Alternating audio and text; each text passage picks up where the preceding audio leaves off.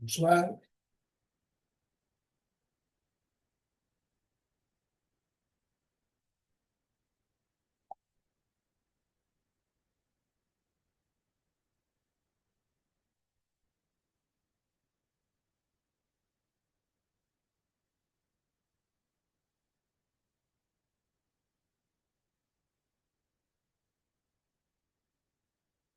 Chose qui fait que j'ai entendu hier et aujourd'hui des choses, aujourd'hui, ce matin, des choses excellentes. Je ne vais pas me mettre à nommer les personnes, que ça fait palmarès. J'ai entendu ce matin particulièrement des choses excellentes. Alors, je vous préviens que je lis.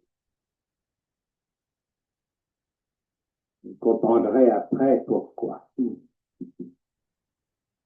l'explique à l'intérieur. La troisième, c'est le titre.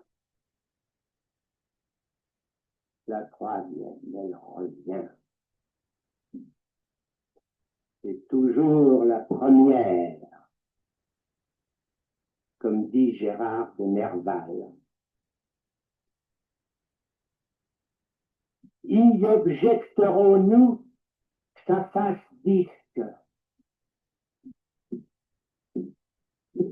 Pourquoi pas? Et ça dit ce que. Encore faut-il se dit ce que l'entendre. Que quelque chose de disque pour drame.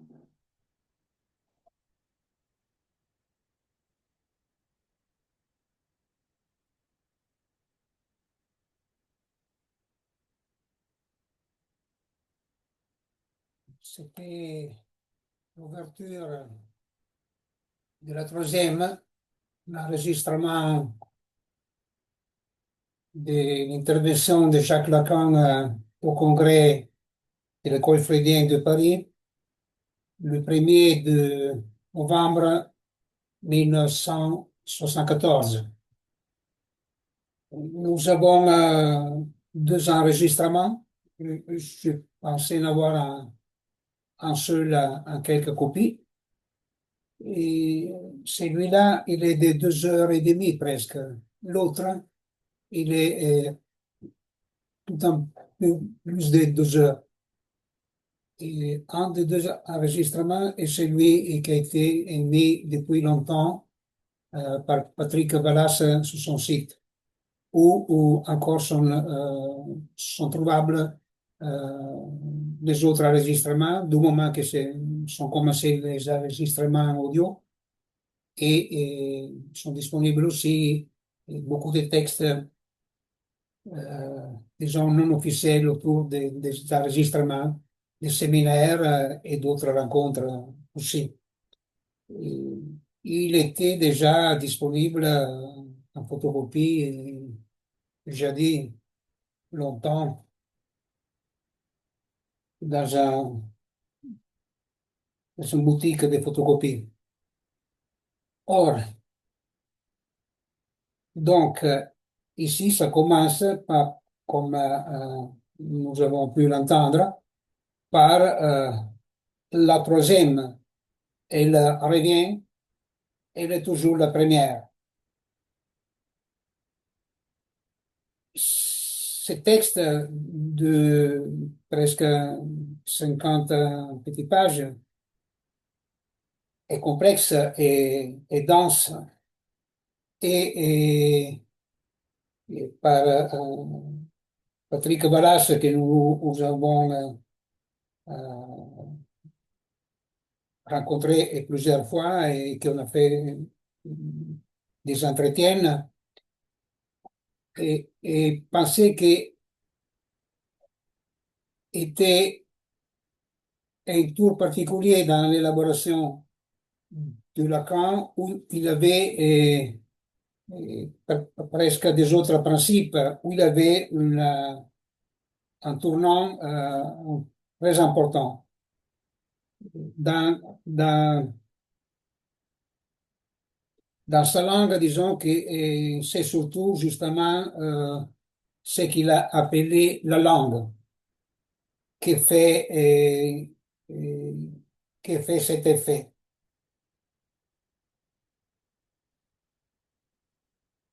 À croire qu'on peut en parler comme ça, non.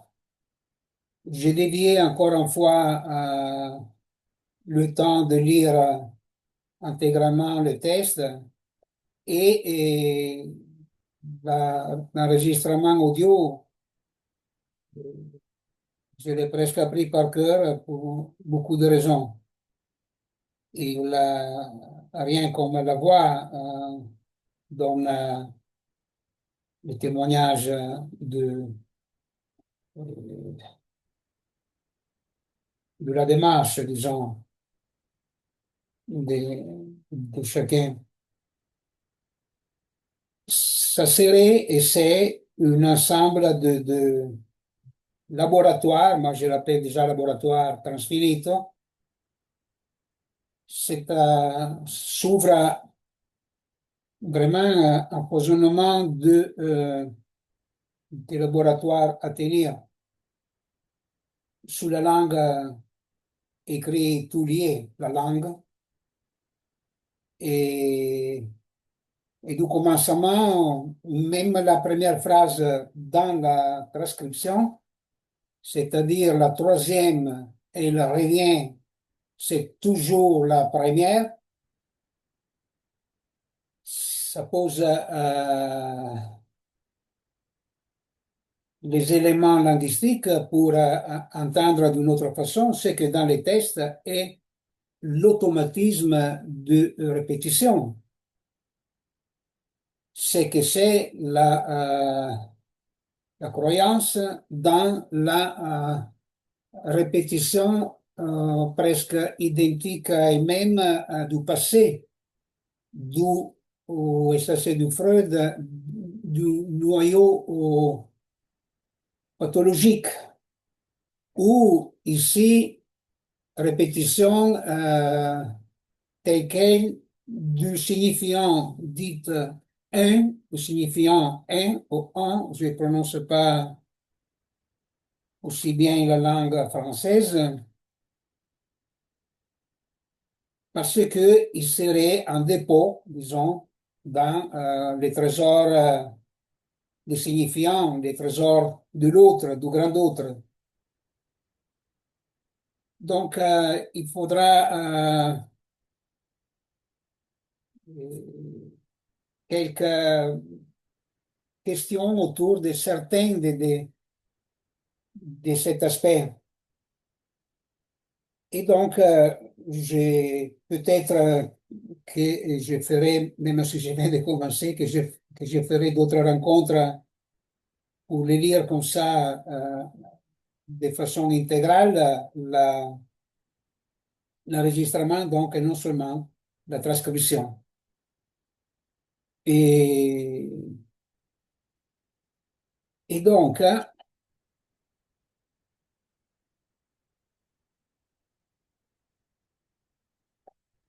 on se trouve tout de suite dans cette démarche, disons, de l'analyste, c'est-à-dire qu'il a déjà entendu par voie de la lecture de Freud que l'interprétation elle joue sur l'équivoque.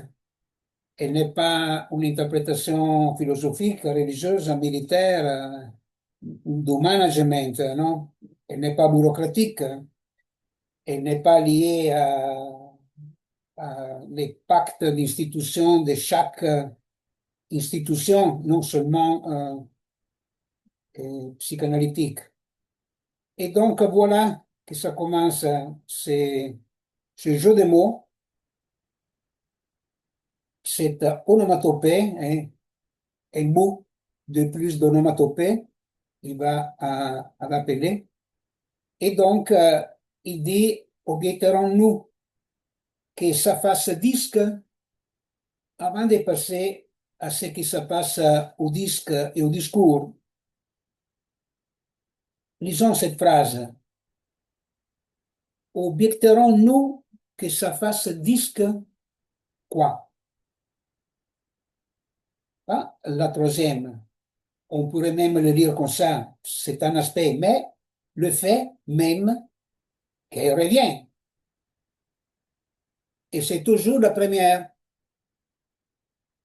d'une façon géométrique, ça pourrait se lire comme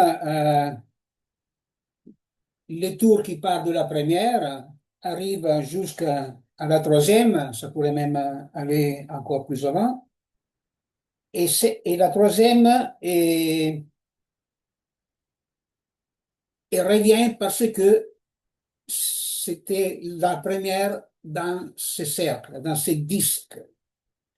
Alors, c'est une question. Objecterons-nous que ça fasse disque avant de passer à pourquoi pas si ça dit ce que, non? Et couper les mots en trois, en dit, que ça devient le verbe dire là, hein? Ce que. Donc, dans le disque, il lit, il fait cette onomatopée, dites ce que.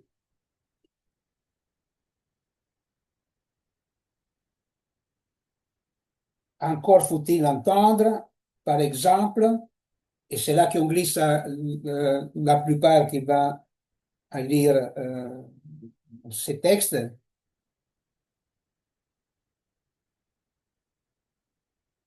par exemple, comme le disque Our de Rome, une drôlerie.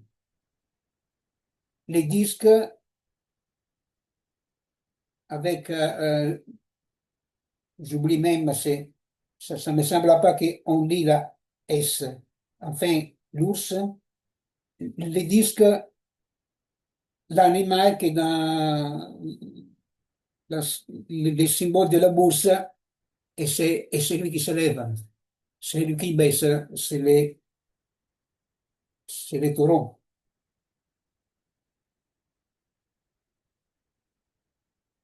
En quel sens alors, non? Mais comme questionnement du mot discours. C'est le mot discours qui est en question et qu'il va de soi, apparemment, ça semble. Ça serait presque à lire comme signifiant un, c'est-à-dire identique à soi-même, parce que ce trajet, il ne viendrait pas et procéderait pas du deux comme ouverture, mais de l'un à l'un à travers l'un. Et ça, ce n'est ni Freud ni Lacan, c'est Heidegger. Dans, pas dans les discours de Rome, dans un discours en 1962, en réponse à l'écriture de son premier et bien diffusé livre, avec les titres à l'envers, donc Zeit und Sein, et il va à donner cette image presque au voyage de la vie, de l'an à l'an, à travers l'an, c'est-à-dire l'Ouroboros, le cercle, les disques. Or, c'est bien à questionner le mot discours, avant encore de questionner le discours de Rome. Nous, ici, nous lisons, à part l'écoute de l'enregistrement, ces versions-là de La troisième, celle publiée chez Navarin en 2021, avec la deuxième partie, que c'est l'intervention qu'a fait au même congrès Jacques-Alain Miller, qui établit sa formulation, qui est la même dans le milieu éditorial, mais et même historique, mais c'est à questionner aussi. Cet établissement, cet établir, et qui établit les textes des séminaires et d'autres. Une petite question, parmi ce qui manque, disons, de l'enregistrement, ou ce que dans l'établissement, ce n'était pas le cas de le mettre, dans la première transcription anonyme sous revue, ça me semble la même année ou l'année après, en 75, et, et après les autres, même les éditions dites pirates qu'ils ont trouvées ici et là, et on ne trouvera jamais cette phrase, même d'autres, bien sûr, évidemment, si on passe de 2 heures et demie à 2 heures, c'est demi-heure, c'est déjà 4 pages des textes qui nous manquent, ou peut-être qui ne manquent pas, mais qu'il faudrait lire. Et j'ai fait une transcription à la lettre de cette. Je viens de la faire avec les ustensiles du moment pour faire ça, c'est-à-dire avec la dite intelligence artificielle, mais pour avoir le maximum de littéralité. Et après, il a le travail de transcription de toujours, c'est-à-dire on écoute, on entend, on écrit, on corrige et on fait. Eh bien, cette phrase, qui pour moi est très importante, il sait que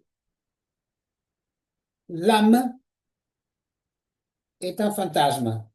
Ce n'est pas clairement comment dire, à, à négliger. En établissant le test, cette phrase mérite la publication.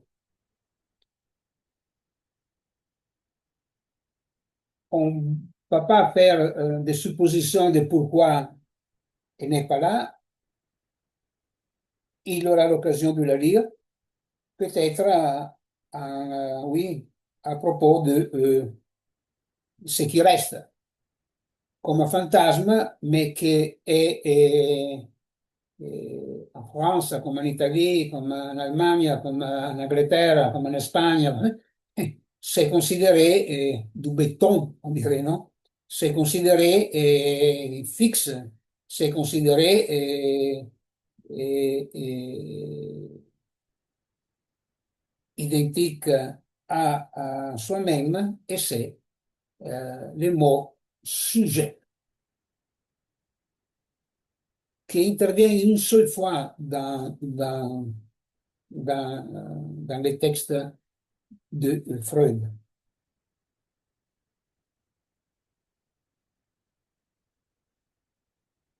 Qui est cité ce passage dans la Conjuration des idiots d'Armando Verdiglione que je suis en train de lire dans des occasions variées où, où, où j'ai cette chance de pouvoir m'exprimer. Et bien qu'en Freud, on a beaucoup âme. Et il y a aussi Marie by Marie qui insiste sur le fait que pour ces lectures, disons, autour de la religion, elle, elle est bien dans la langue de Freud encore. les Mosellen, avec ce qu'il amène des questions. Ora, c'est sur ces détails que j'avance à quelque chose. D'un côté, à lire euh, les jeux de mots, cet foisonnement de jeux de mots dans tous les textes de Lacan. Et c'est, pouvons dire, une intervention clinique. C'est face à comme ils entendent des énoncés, des questions, qu'il y a cette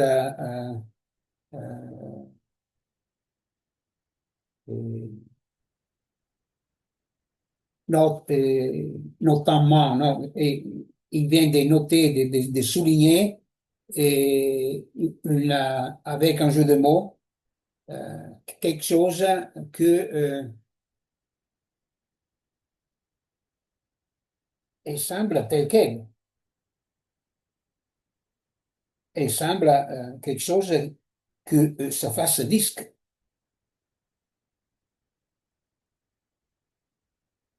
Il pose la question, il ne répond pas à ça.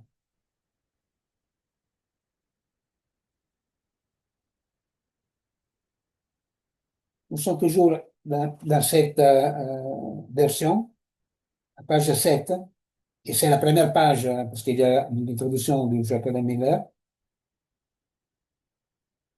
Nous pourrions faire une lecture sur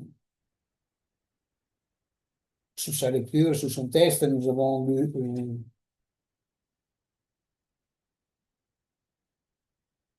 quelques livres de Jacques Miller et d'autres interventions. Or, si j'injecte ainsi un bout de plus d'onomatopée dans la langue,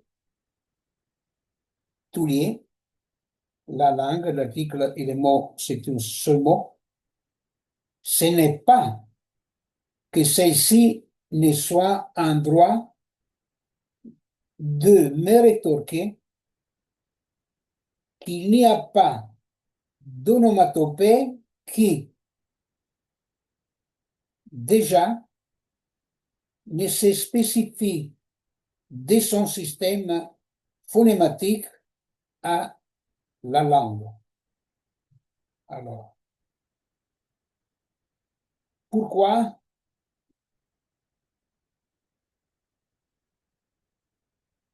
la langue tout lié et pas la langue? Parce que ça passerait que c'est la langue, pas lié, dans le cas que ça semble lié, que emploie le mot, la langue même du linguiste, et lesquels, qui parmi les linguistes. Et c'est une,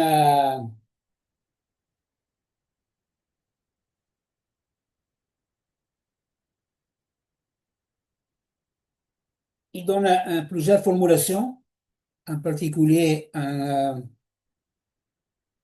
conclusion du discours.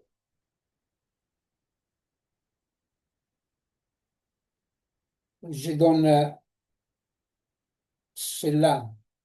Toute la langue est une langue morte. C'est une énormité. Comme le nom du Père et est le nom du Père mort. Deux fois au moins, Lacan souligne avec un grand effort que le nom du Père est celui du Père mort, comme sa lecture dans ce point-là, presque à la lettre, de Totem et Tabou de Freud, qu'il insiste quand même avec ses formules, non? C'est le mythe scientifique du père. Nous sommes plus proches de mythologie que du mythe. Les mythes,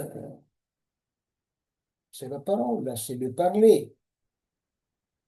Après, ça serait le parler avec, on va recueillir les mots comme la signification presque agricole qu'il avait, logos, au commencement peut-être. Mais enfin, comme,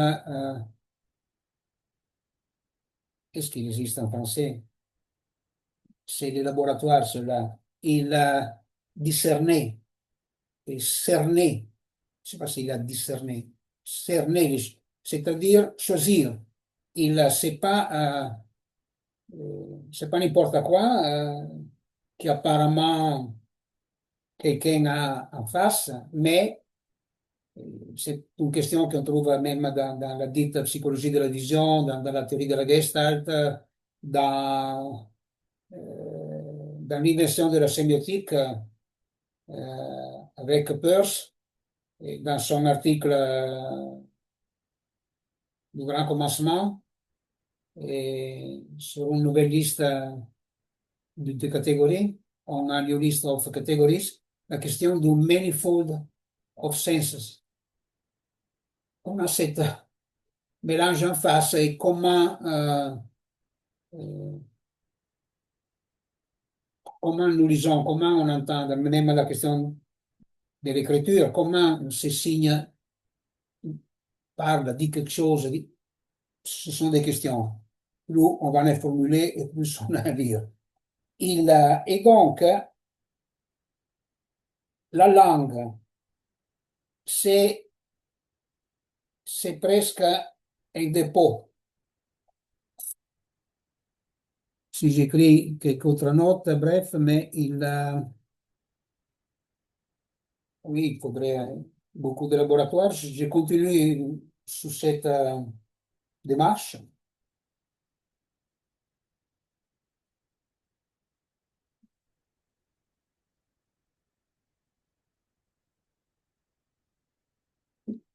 Une question très intéressante. C'est quoi cet injecte, cet injecté? Pouvons-nous injecter? Quel statut a cette injection qui dit historiquement il est prendre de l'injection de IRM et des cas d'élaboration de Freud? Qu'est-ce que c'est injecter un mot? Qu'est-ce qu'on fait avec?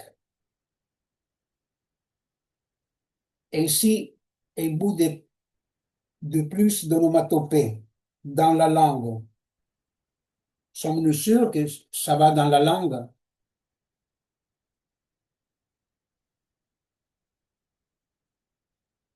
C'est une des hypothèses de travail. C'est plutôt la question du parcours, du chemin, de l'itinéraire, non? Des l'onde de vie, de l'expérience de la parole elle n'est pas stable.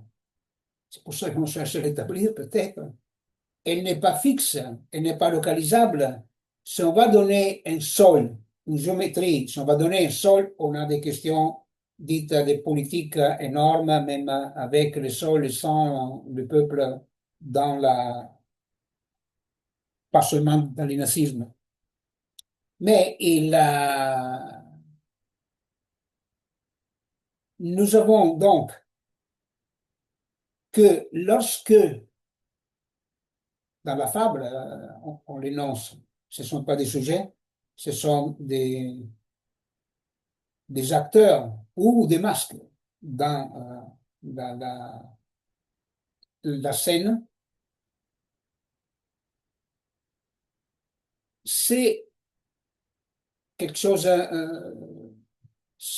s'étanque, se localise, se situe, meurt, langue morte, c'est une langue morte.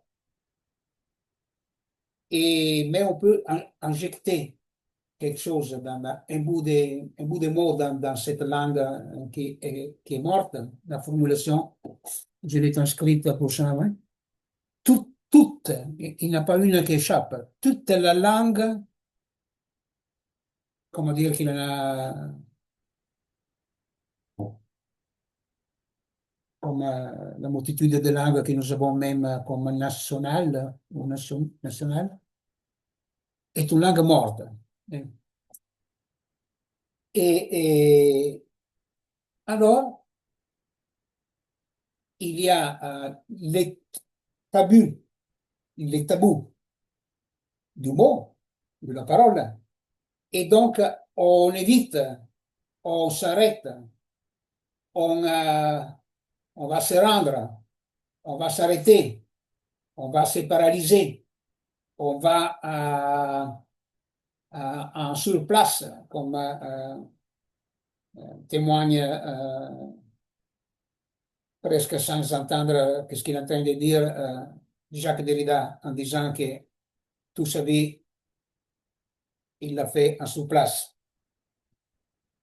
Or, s'il y a l'analyse, et donc on va à, à, à entendre des théorèmes, des axiomes, on va entendre et à constater quelque chose, on va accueillir quelques propriétés de la parole.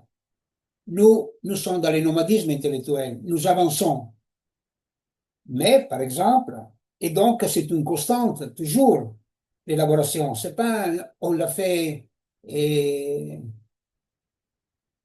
on m'a dit, un jeune étudiant une fois, euh, il était en train d'achever le lycée et vous avez lu quelque chose de Heidegger dans l'enseignement scolaire?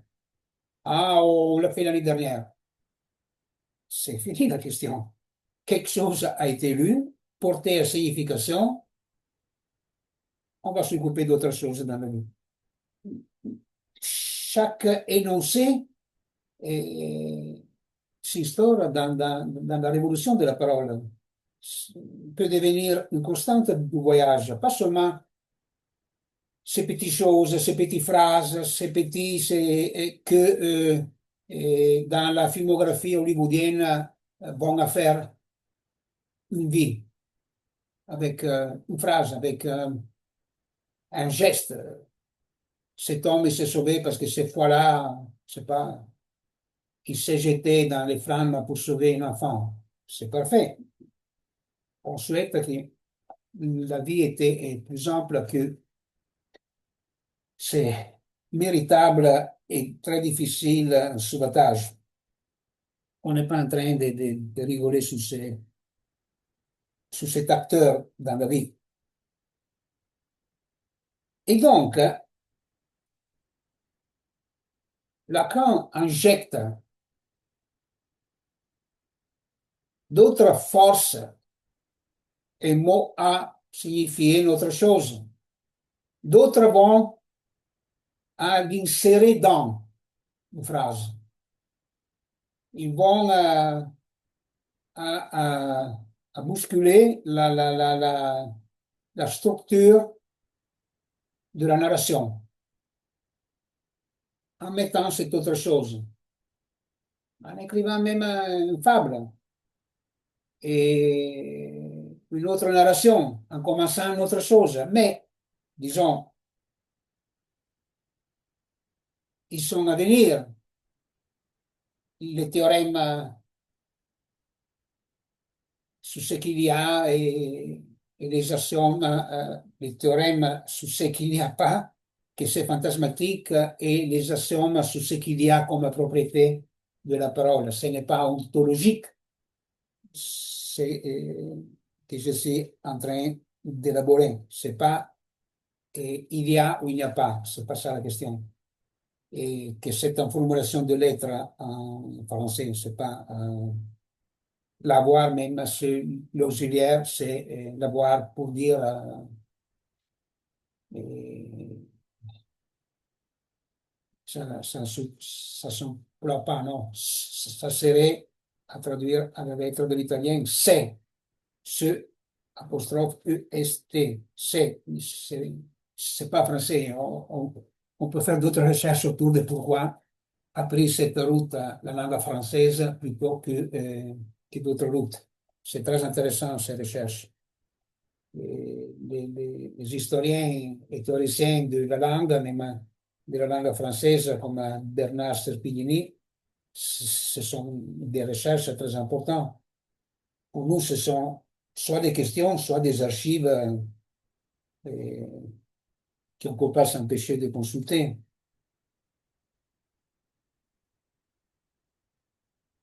C'est très important. C'est alors quand il n'y a pas des discours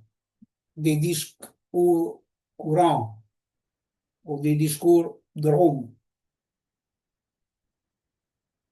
lorsque s'instaure la parole, les dispositifs comme interlocuteur. Interlocuteur, c'est pas moi, c'est pas toi, c'est pas lui, c'est pas quelqu'un, c'est pas un Kidam, c'est pas n'importe qui, c'est le dispositif dans la parole. Il y a un dispositif qui s'instaure le long du pragma, le long du faire. Donc, on ne les trouve pas dans les archives de la philosophie, de la psychologie, de la pédagogie, de la sociologie. On ne les trouve pas déjà écrits. Et il n'y a pas cette logique où il y a toute l'expérience écrite. Elle est moins écrite à caractère mathématique comme pour provocation face à l'invention de la mécanique moderne, c'est le cas de Galilée, mais c'est une autre tournure, c'est une autre chose, et l'invention est, est de la mathématique comme effet. Alors, c'est un effet, pas une cause dans Galilée. Et, et avant Galilée, la question est Léonard. C'est Leonardo da Vinci qui fait la première lecture autour du point, autour du zéro, autour de, de l'édification de la géométrie que nous connaissons sous le nom d'Euclide. Et ce sont les premières objections que sur le statut du point et sur le fait qu'une ligne, que la droite soit une série uniforme de points, que la surface c'est une série de lignes, que le volume est une série de surfaces et tout ça. Et Lacan s'est intéressé aux surfaces impossibles après, non? Surfaces qui n'existent pas dans nos dimensions, comme la bouteille de Klein. Elle a une propriété superbe. Elle est un double ruban de Möbius, collé d'une certaine façon, soudé d'une certaine façon. On ne le fait pas comme ça, mais ça correspond. Il y a une coupure qui va à ouvrir une bouteille de Klein en deux surfaces au miroir.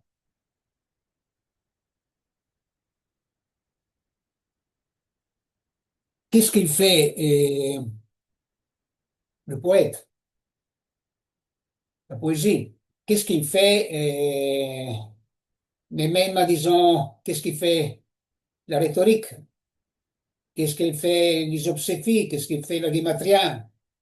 qu'est-ce qu'il fait le Midrash, qu'est-ce qu'il fait la Kabbalah.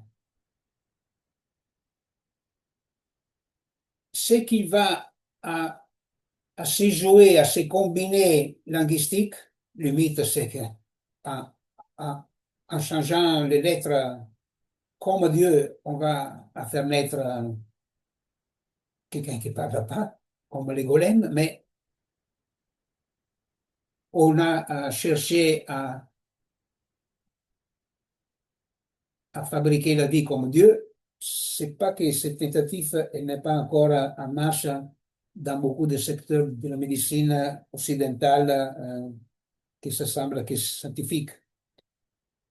Et lorsque cet interlocuteur, qui n'est pas quelqu'un, c'est comme même le grand autre de Lacan n'est pas quelqu'un, et néanmoins l'autre dans la suprématique, dans la science de la parole d'Armando Verdiglione, c'est quelqu'un. Là, vraiment, ce n'est pas quelqu'un. Mais j'insiste, il n'est pas quelqu'un, il est il grand autre de Lacan. C'est un lieu qui n'a pas de localisation dans la Terre, dans les planètes. Mais c'est un lieu, et le fait qu'il soit un lieu donne des questions, comme je suis en train d'élaborer. Or, lorsque le dispositif a quelques problèmes, on les prend par quoi? On les prend par un étau. Et chaque homme est pris au piège dans l'étau. Mais c'est quoi la chaîne signifiante de Jacques Lacan? C'est l'étau, c'est une chaîne, c'est un engrenage. La chaîne, c'est carrément un engrenage qui va relier un moteur avec un axe des rues avec les dents et tout ça. Chaque fois que le dispositif qui n'est pas subjectif, qui n'est pas social, qui n'est pas collectif, il n'est pas à la portée de la main ni de l'homme, ni du singe, ni du troupeau animal ou humain ou hybride, étant donné que Aristote a essayé cette voie, non? Soit homme, soit animal, au point que certaines idéologies aujourd'hui, en pensant d'être correctes, ils disent et, et pour dire animal, on ne dit plus animal dans cette idéologie. On dit un animal non humain. Donc on donne pour acquis que l'humain est un animal. C'est une question. Ici, au commencement, j'arriverai à en parler, je vais l'introduire. C'est les ronrons avec lesquels s'ouvre ensemble à ces florilèges la troisième de Verdiglione. Et les lapsus, c'est tout à moi. Je vais réfléchir les prochains 30 ans. La troisième de Lacan. Je vais réfléchir les prochains 30 ans. Et, et c'est la façon qu'il pose la question qui reste dans les lacanismes, dans tous les associations, les grands, les petits, les- les singularités éparses par la planète. Et et c'est la question de la jouissance. C'est aussi la question du désir, c'est aussi la question du savoir, mais il insiste sur la jouissance. C'est une façon de lire aussi l'acte clinique comme un fait. En italien, il a une proximité accentuée entre acte, entre atto et fatto. Il a un seul F devant atto pour dire fait. En langue française, on change entre l'acte, c'est pas les facts, c'est le fait. Donc, il y a une autre constellation euh, qui s'ouvre aussi. Et bien sûr, c'est le verbe faire en question. Donc, c'est pas une discussion qui a forgé ces variations, mais comment elles fonctionnent dans la parole encore aujourd'hui. Et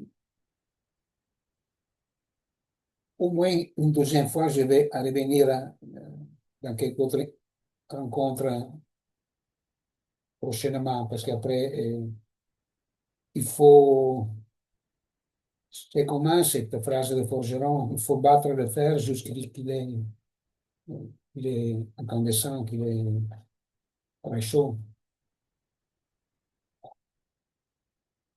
C'est une belle question. Les minéraux, l'acier, le fer, le plomb, ce sont des véritables laboratoires à lire. Et donc,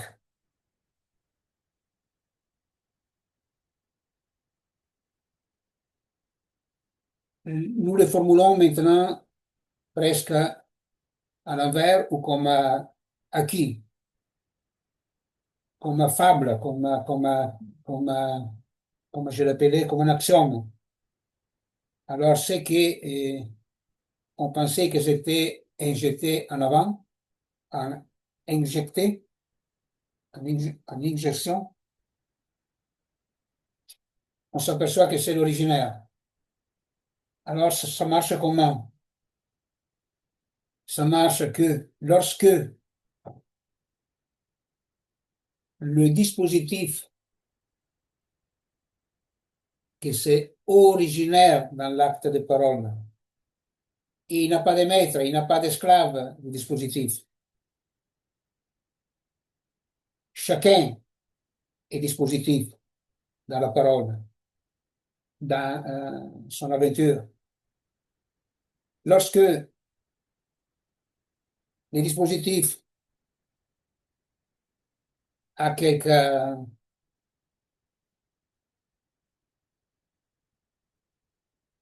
collages, cimentage, englouement avec quelques fantasmes, émerge la gnose, émerge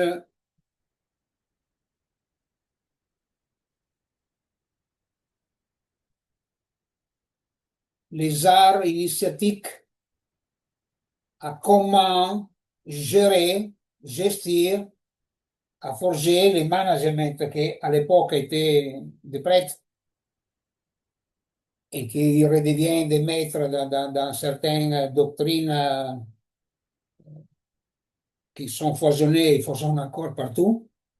Mais ce n'est pas que ça, c'est le réel contre lequel nous, on va à déboucher, ou cela, ils sont, en d'autres termes, certains de malades mentaux qui vont à chercher l'aide.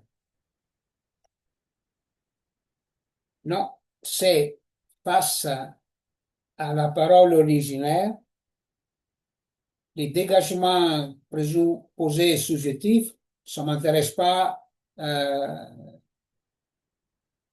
C'est quel le dernier livre que vous avez lu? Moi, après l'école, je n'ai plus lu aucun livre et vous raconte d'autres choses. Dans cette autre chose, et même dans cette phrase, il y a tous les éléments linguistiques du cas qui restent intellectuels. Il est dans l'illusion, il est dans l'évitement, il est dans les tentatives de les cacher, de se tenir ou à des manifestations d'ego, comme principe, pas qu'ils soient des égos, et où il se tient à ce que j'étais en train de dire, à quelque chose d'hypostatique. Alors, il aura le cercle secret où nous, on n'a pas de dispositif intellectuel, mais on discute beaucoup sur les secrets que l'archéologie du sens d'Henri Corbin a trouvé dans l'islamisme, dans le soufisme, au point que même aujourd'hui, il y a des cercles, on ne dit pas des sectes, même corbiniennes, comme on dit. Et nous avons des livres, et aussi écrits par des philosophes, mais sachez que, pas en cachette, mais discrètement, ils vont toujours à faire ce qu'ils font même les autres. On va dans un bar, on va dans un restaurant, on va dans un villa, euh, on fait une fête et tout, et on cause autour et nous sommes parmi les membres des clubs et- je nomme pas de véritables clubs. C'est bien ainsi et j'irai à, à poursuivre cette démarche. Donc, quelqu'un, ici c'est Lacan, injecte là où, pas fait défaut, parce que ça semble qu'il existe en tant que tel, fait pas défaut, mais là où il y a une exigence d'écriture, des témoignages civils qui ne s'éteignent pas, qui ne se contentent pas de ce qui a été dit jusque-là, au point que le discours trouve dedans un ours. S'il y a ou il n'y a pas ces tests, je vais les voir après. Comment on prononce ours ou en français? Déjà, j'avais les doutes sur archaïsme, parce que ce CH, ça ne me fait pas K, mais ça me fait ch. Et non, ça va, ok. Au moins, je me suis pas trompé lorsque j'ai dit archaïsme. Et donc,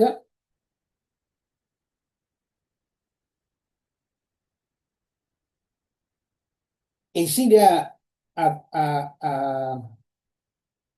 à lire, ces questions très particulières, non seulement la langue, mais ça c'est à page 46, la citation que j'ai faite. Là, je suis resté à la première page, comment ça passe. Mais j'ai eu l'enseignement qu'avec la première ligne ou le titre Bereshit, on fait littérature entière. J'ai pensé que c'était une blague juive et je suis dans cette école et elle est superbe. Et donc, pardon, 46, on va voir tout de suite.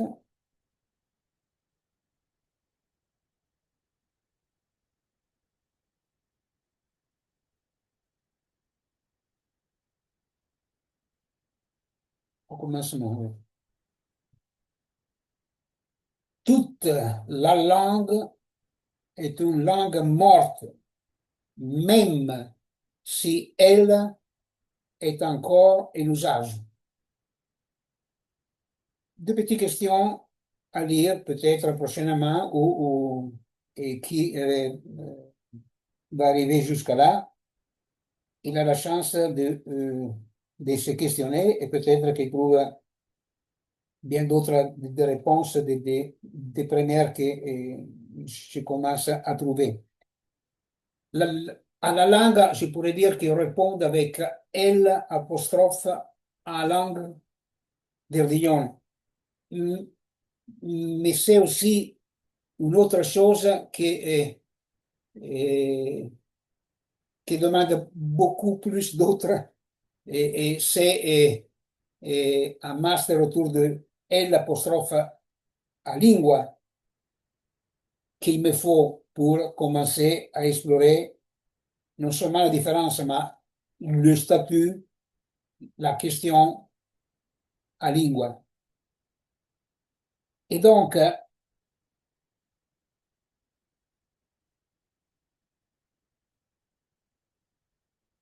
une, c'est la proximité de la langue comme langue morte, bien qu'en usage, non. Et il y a les morts vivants qui se promènent et les vivants morts qui se promènent, donc il y a qui parle la langue morte. Et donc, avec ce vieux allemand comme archaïque, comme il écrit le président de la Cour d'appel de Dresde, Daniel Paul Schreber, et qu'il appelle Grundsprache, donc langue fondamentale. Et il y a une proximité. Ils sont tous les deux fossiles. Quand je dis fossile, ça me revient que Freud même pensait ici et là, sans que ce soit une chose fixe mais à élaborer, que l'hébraïsme même était devenu des pour qui? Un fossile. Il semble l'assumer. Nous avons un double Moïse dans sa lecture. Mais ce sont questions intellectuelles à lire et ils ne sont pas de portraits de vie juive.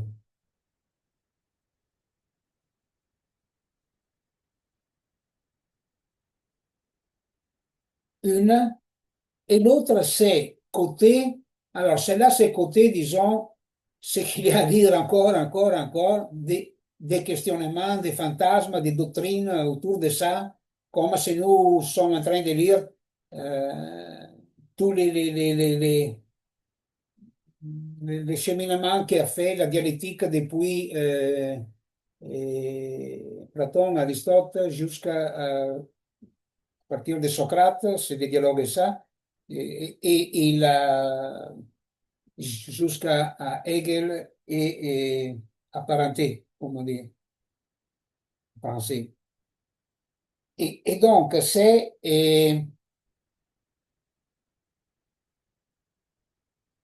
dans, dans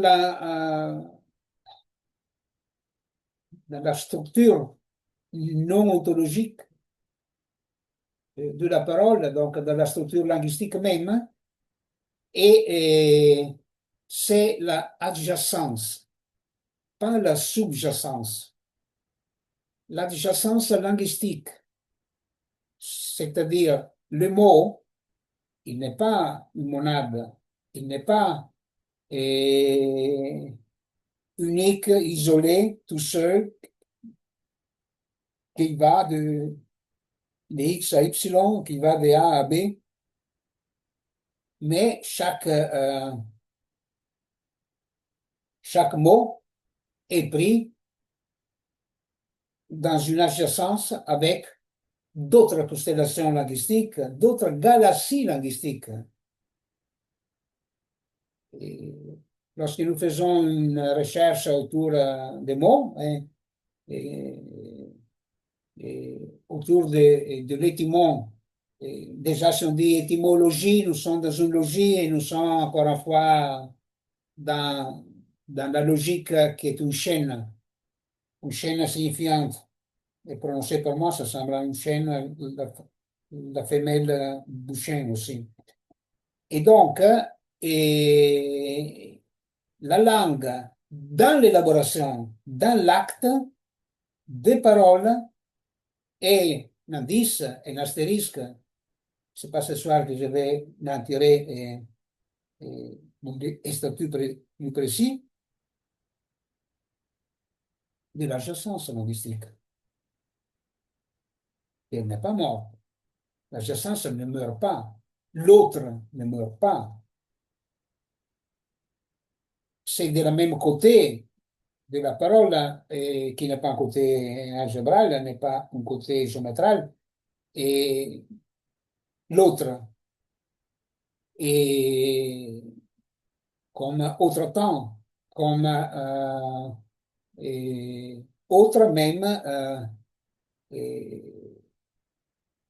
du zéro et du un. Et ce n'est pas le un des protéines et après de tout le monde. C'est pas néanmoins il y a de l'un, hein, mais c'est le un divisé de soi-même et différent de soi-même. Celle-là, c'est le un qui n'est pas sujet, qui n'est plus sujet et qu'il dissipe la croyance dans le sujet, qui est quoi le sujet? Elle est support de la souffrance. Il est en peine. C'est pas ce soirée qu'on va à lire la question donc de la jouissance, mais il y a un point en particulier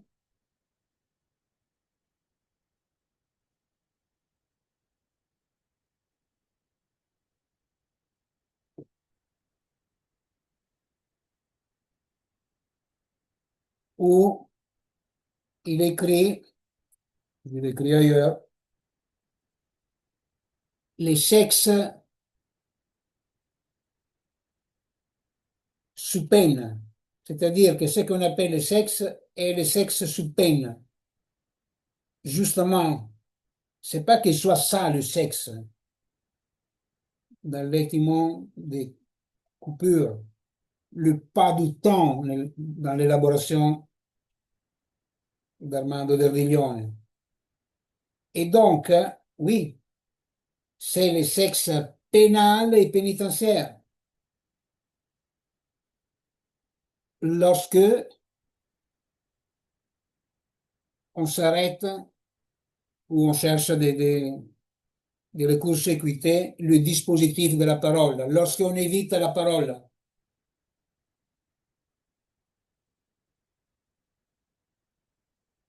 Donc, cette lecture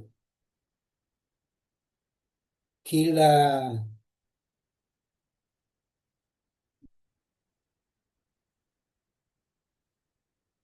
qui est devenue petit à petit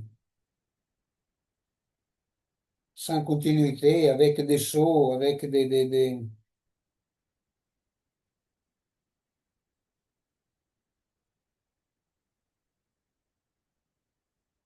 c'est une chance.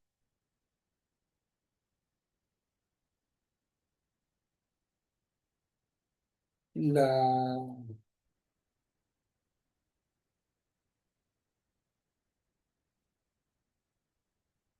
ce qui suit à l'injection, c'est la guérison alors. Voilà ce que j'avais laissé. Les sujets, comme sujet de la souffrance, ça semble qu'on a rattrapé certaines doctrines, qu'on est en train de lire quelques doctrines. Beaucoup plus que ça. On touche à l'essentiel presque toujours, c'est-à-dire souffrance, c'est quoi en grec? C'est le pathos. Donc, c'est la pathologie, c'est le discours de la souffrance. Et donc, ce sont toutes des pathologies. La vie, la vie originaire, dans l'acte de parole, pour tout ce qui évite la parole, tout ce qui évite les dispositifs, l'interlocuteur, hein, et à l'écouter là où il peut intervenir, c'est c'est celle qui, dans ses discours, comme un principe, sans les comprendre, c'est quelque chose autour de la guérison, ou encore mieux, de la non-maladie. C'est pas une maladie. Vivre, c'est pas une maladie. Bien qu'il y a des littéraires ils ont gagné même beaucoup avant dans la mort. Mais il n'y a plus de sujet parce que l'interlocuteur s'istore. Donc, la demande pour chacun qui pratique comme qui? Comme coach, comme aidant en état de souffrance, comme psychothérapeute, comme psychologue, comme psychanalyste, comme psychiatre, mais comme même comme maître dans quelques petites équipes ou grandes équipes. vous avez les idoles, non? Su-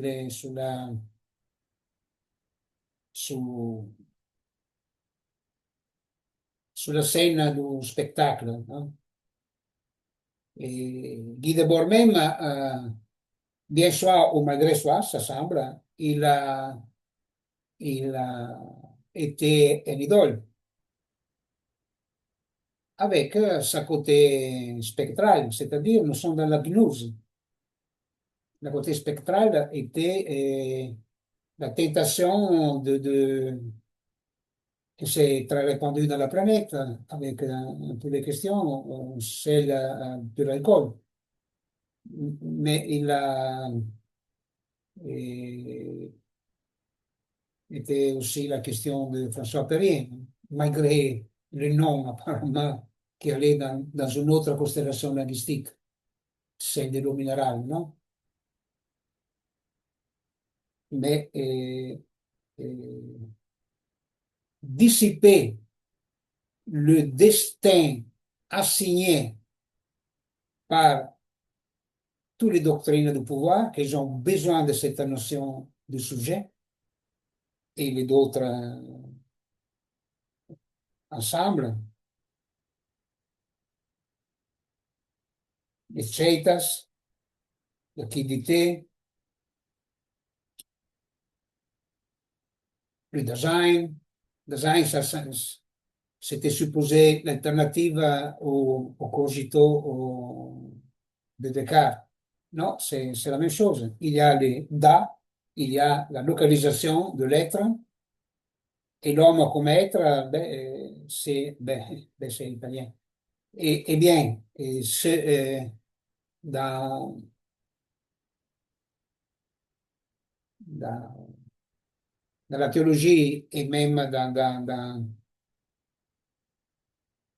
été reprise, ça me semble, dans la Révolution française, la question de l'être suprême, non? Ce Dieu être, ou cette phrase qu'aurait dit Dieu à Moïse, il n'avait pas les pronoms.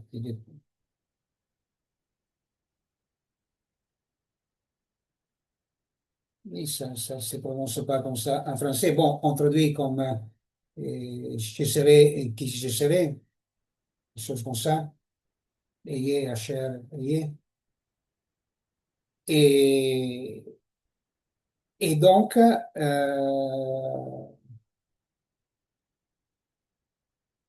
il y a, que je n'ai fait pas une critique à Lacan, il y a des éléments linguistiques et des questions énormes que c'est une chance de lire comme une constante les questions posées ici et là par Jacques Lacan.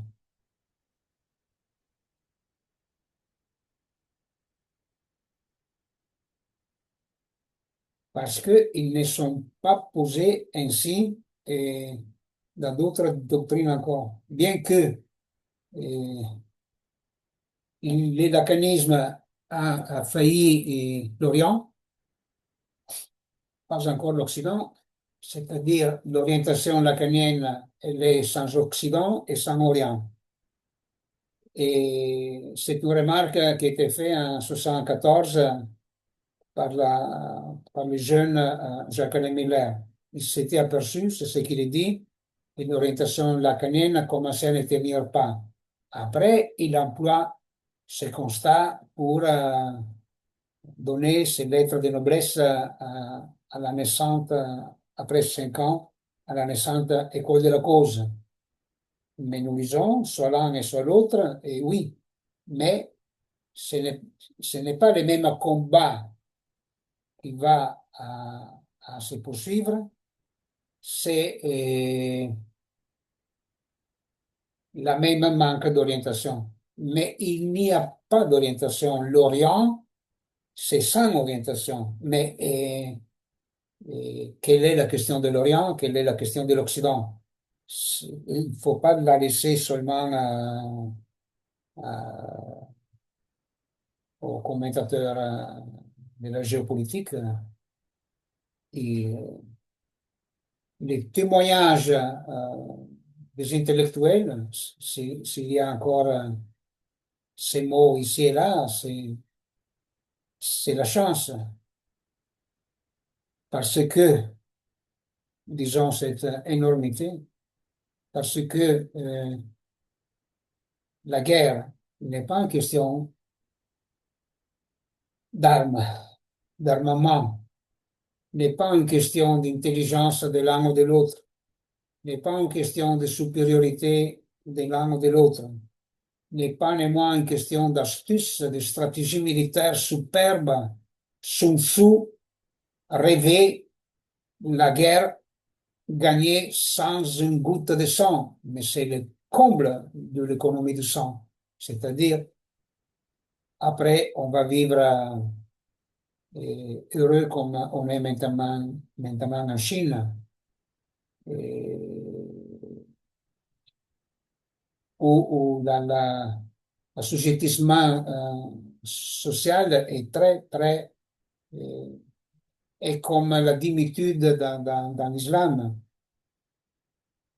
Et, et n'a pas disparu avec la chasse